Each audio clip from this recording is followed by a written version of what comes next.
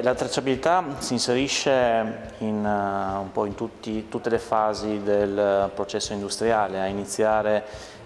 dalla consegna dei materiali agli impianti di riciclo, poi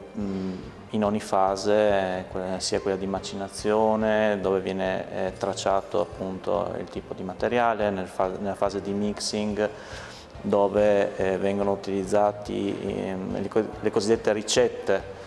e quindi è importante avere la tracciabilità del materiale, sapere esattamente cosa viene inserito nel mixer, per poi passare alla fase di stampaggio dei pannelli,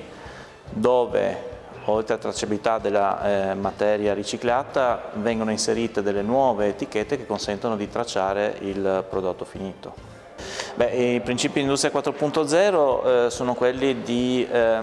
integrare tutta una serie di innovazioni tecnologiche, di strumenti ad alto contenuto tecnologico, come possono essere sensori di ogni genere collegati in rete tra di loro, tutti quanti collegati al nostro sistema centrale, attraverso il quale siamo in grado di controllare tutti gli aspetti della produzione e ovviamente la tracciabilità dei prodotti elaborati.